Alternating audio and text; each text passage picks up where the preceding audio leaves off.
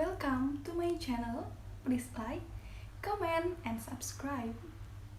If you have booked a cruise for Antarctica, you will need to prepare your travel insurance. There is travel insurance for Antarctica, but because of its a remote location and unstable weather condition, when you purchasing your travel insurance for Antarctica, cruise lines will ask for a policy which fulfills a few more specific requirements than your typical insurance plan.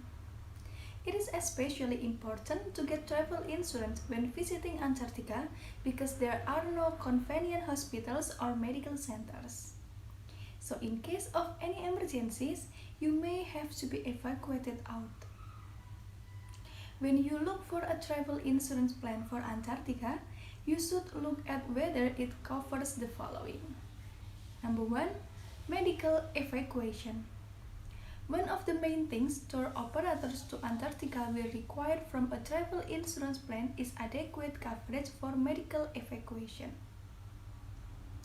Because Antarctica is isolated and there are no medical care facilities, if you get into a serious accident or become ill, you will need emergency evacuation services to get you to the nearest hospital. These are very expensive, especially to Antarctica where it is more difficult to get to. In fact, the cost can easily surpass $100,000.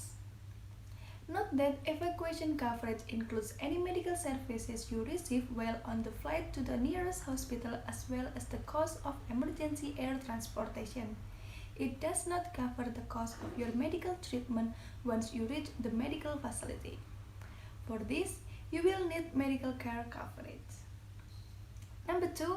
Medical care.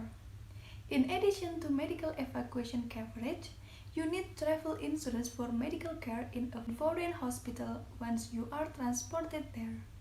Without national health insurance, receiving medical treatment can easily add up to very high cost. Number 3. Trip disruption. A trip to Antarctica comes with a lot of uncertainties. If the weather is not suitable for travel, the trip could be delayed, resulting in additional cost. This is why it is important to have coverage for trip disruption as well, which includes cancellation, interruption, and delay. Reasons that are considered eligible for cancellation or interruption reimbursement include illness, injury, death, you or your family member or traveling companion, bad weather, unexpected natural disaster at your destination or your home. Number 4. Baggage loss. This type of travel insurance will cover you in case your belongings are lost, stolen, or damaged through no fault of your own. You will be reimbursed for any losses up to a certain amount. Number 5. Additional activities. When purchasing your travel insurance plan, make sure you know whether you will be covered if you leave the ship. In some cases, your insurance company could refuse to cover you if you get injured due to activities like kayaking, trekking, or expeditions. This is explained on the policy description, which is why it is important to read it front and back, including any fine prints and sub-clauses. If you do not have coverage for such activities, depending on the insurance company, you can choose to include them as well, naturally for a higher price.